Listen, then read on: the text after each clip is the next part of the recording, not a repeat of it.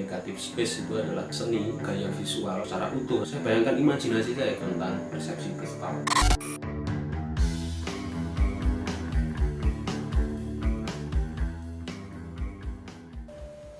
Ya, ketemu lagi dengan saya Arsita Penandita. Di video kali ini saya akan membahas tentang gestalt. Gestalt ini merupakan salah satu cabang keilmuan juga dari desain komunikasi visual, meskipun ilmu ini juga bukan dimiliki desain komunikasi visual ya, tapi bagian dari ilmu ini berkaitan dengan apa yang saya bicarakan di beberapa video-video sebelumnya, yaitu tentang bagaimana merancang sebuah logo atau pemahaman sebuah logo. Di video sebelumnya saya membahas tentang icon index simbol. Nah, di sini saya akan menjelaskan setelah kita membuat icon index simbol ada makna apa yang tersembunyi dari icon tersebut. Nah, salah satu teorinya adalah menggunakan teori persepsi gestalt. Gestalt sendiri merupakan sebuah ilmu yang lahirnya dari ilmu psikologi sebetulnya. Nah, di situ psikologi itu bermain tentang persepsi. Nah, persepsi itulah yang akan membentuk sebuah tanda-tanda yang nanti dari tanda tersebut kita bisa membayangkan sebetulnya visual tersebut bermaksud apa sih, bermakna apa. Nah, muncullah di situ teori gestalt yang merupakan persepsi dari visual.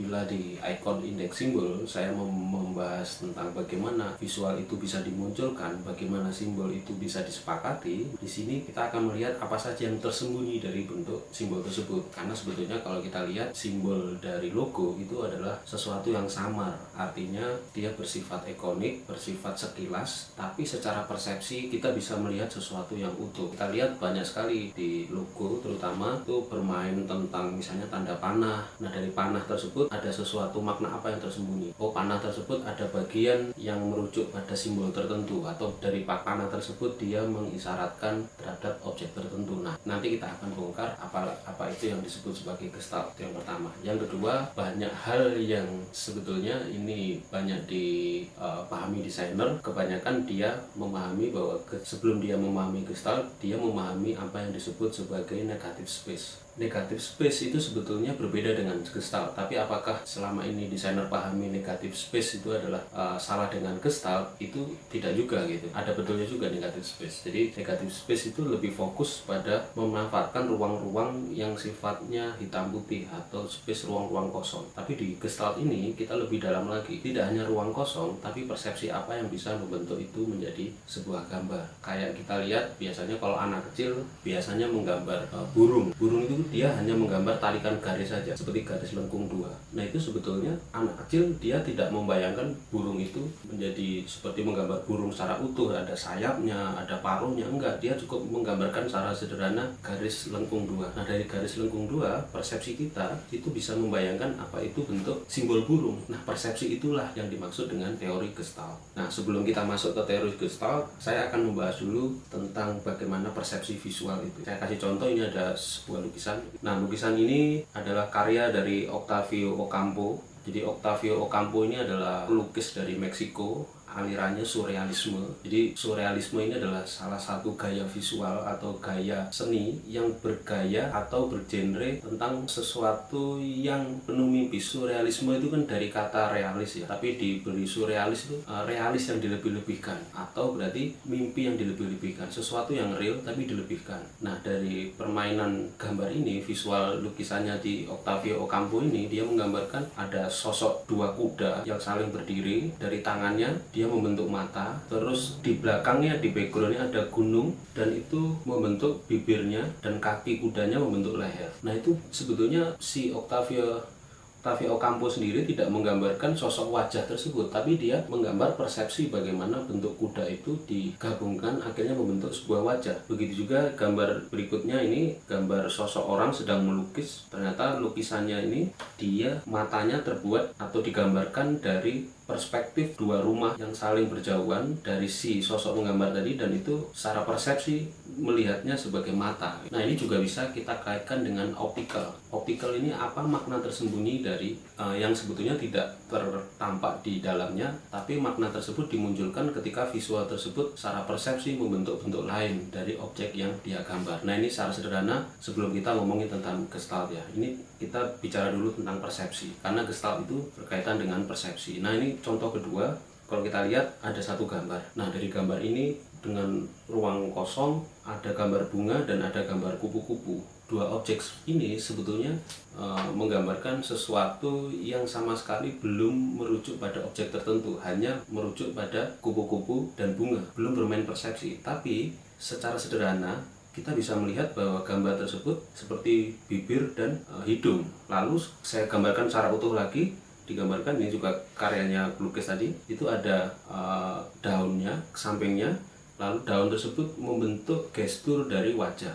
Nah, kalau kita lihat dari gambar ini, kita lihat gambar ini tidak menggambarkan, awalnya tidak bermain membentuk gambar wajah, tapi dia menggambarkan bagaimana bunga, ada kupu-kupu dan daunnya itu, tapi ketika disatukan secara persepsi dia membentuk gambar. Nah, dari sini kita dapat mempelajari hubungan di setiap elemen secara terpisah dengan bersamaan untuk mengembangkan pesan. Nah, hal-hal yang terpisah tadi ketika kita gabungkan secara persepsi, dia membawa pesan tersembunyi. Nah, pesan tersembunyi itulah yang akhirnya membuat kita memaknai ini menjadi sesuatu gambar yang berbeda dari objek yang awalnya ya. Awalnya adalah kupu-kupu dan bunga, tapi ketika lihat persepsinya adalah gambar wajah. Nah, ini contoh selanjutnya juga. Nah, gambar ini menggambarkan tengkorak.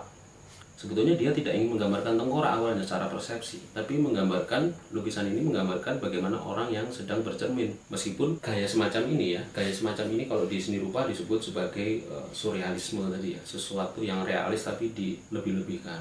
Ada sesuatu impian di situ, mimpinya menggambarkan sosok kematian dari si perempuan tersebut. Itu kalau kita bicara tentang konsep. Nah, dari situ kita harus mempertimbangkan tidak hanya elemen tunggal, tetapi bagaimana totalitas itu dipahami. Elemen tunggal itu kita tidak bisa memahami hanya sebagai cermin, tapi totalitas ketika itu dalam satu frame, dia menggambarkan apa saja yang bisa dipahami di situ. Itulah bagaimana kita dapat mendefinisikan prinsip-prinsip Gestalt. Karena sebetulnya prinsip Gestalt itu adalah masalah persepsi yang dimunculkan dari bentuk yang kita lihat di awal. Nah, kalau kita lihat ini secara sederhana, ini adalah teorinya, ini tokoh-tokohnya, dan rata-rata tokoh-tokohnya memang dia seorang psikologi ya. Seperti saya bilang di awal, Gestalt itu adalah cabang keilmuan dari psikologi karena dia bermain tentang persepsi. Gestalt atau biasa kalau diucapkan secara pengucapan itu Gestalt adalah kata Jerman yang berarti bentuk, esensi atau utuh. Gestalt adalah istilah psikologi yang berarti kesatuan utuh. Ini mengacu pada teori-teori persepsi visual yang dikembangkan oleh para ahli psikologi Jerman pada tahun 1920-an. Salah satu teori persepsi yang paling penting adalah teori Gestalt. Ini dikembangkan tahun sekitar 1910 oleh Max Wertheimer dan diteruskan oleh Wolfgang Kohler atau Kurkovka di Universitas Frankfurt. Nah, ini adalah teori awal bagaimana Gestalt itu dimunculkan dan ini tokoh-tokohnya. Nah, kita lihat lagi gambar ini. Nah, gambar ini ketika Anda melihat di layar ini adalah gambar X ya. Kalau kita berbicara tentang teori Gestalt atau bermain persepsi, jangan berpikir bahwa itu adalah gambar X atau garis putih yang saling menyilang. Hilangkan itu dulu, karena di teori Gestalt kita bermain persepsi, berarti kita balik persepsi tersebut, lihatlah bidang kosong yang berwarna hitam. Berwarna hitam tersebut yang kita lihat, bukan dari X-nya. X itu bisa terbentuk ketika bidang warna hitam itu saling bertumpu ya. Ketika bidang warna hitam itu saling bertumpu atau berdekatan, akhirnya membentuk huruf X tadi. Nah, tapi di teori Gestalt sekali lagi jangan lihat X-nya, tapi lihat hitamnya, karena kita berusaha untuk mengelompokkan garis-garis mana yang hilang dari persepsi tersebut. Lalu gambar kedua ini adalah gambar garis. Sekali lagi lihatlah warna hitamnya, jangan warna putihnya.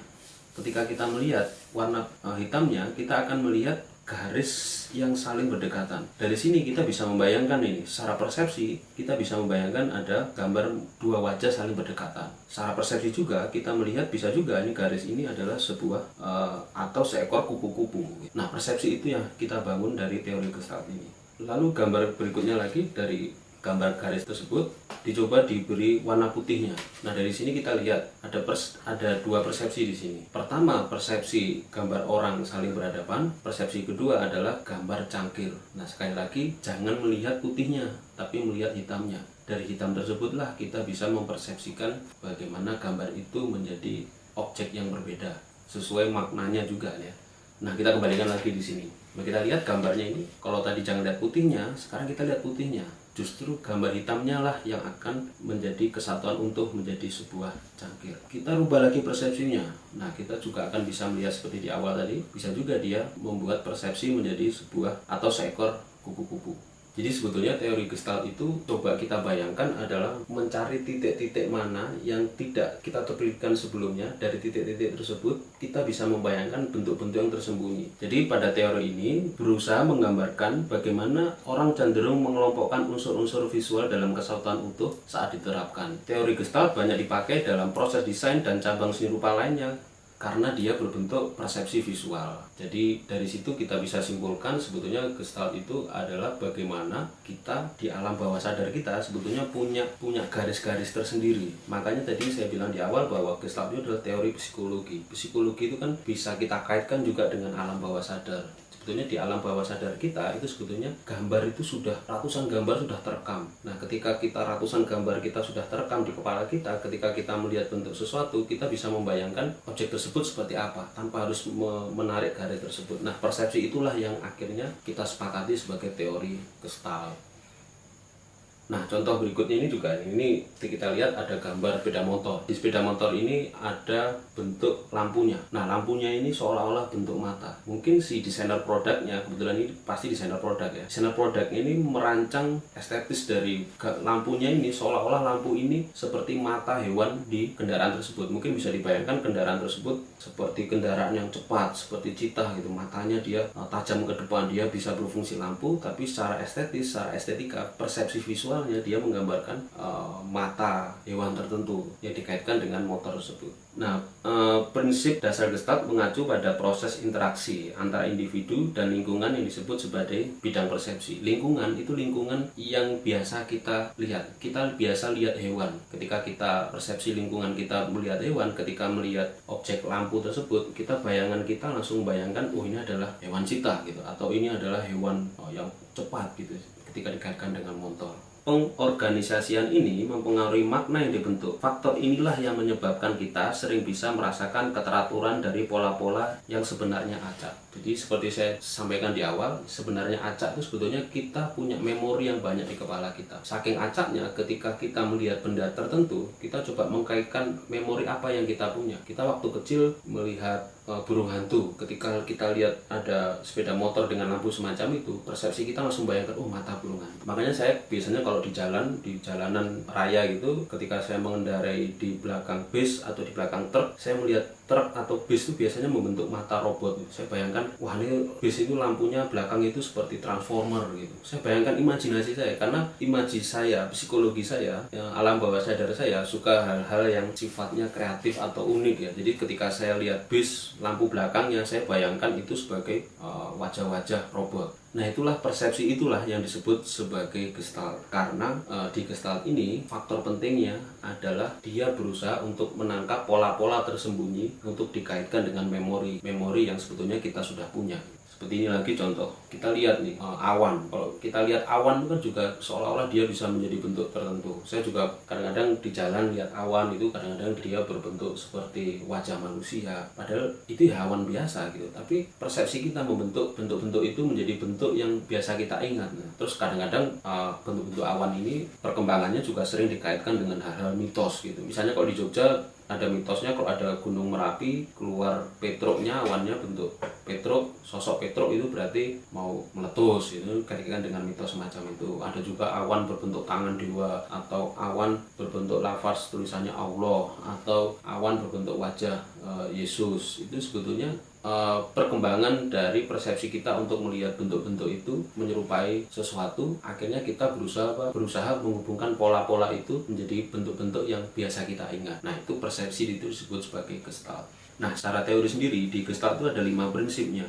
Nah, yang pertama adalah Principle of Similarity, yaitu kemiripan bentuk, Principle of Continuity atau kelanjutan, Principle of Closure, penutupan bentuk, Principle of Proximity, kedekatan posisi, dan Principle of Figure and Ground, objek dan latar. Nah, jadi itu yang bisa saya sampaikan tentang persepsi Gestalt. Terima kasih, nanti kita akan ketemu lagi di konten selanjutnya.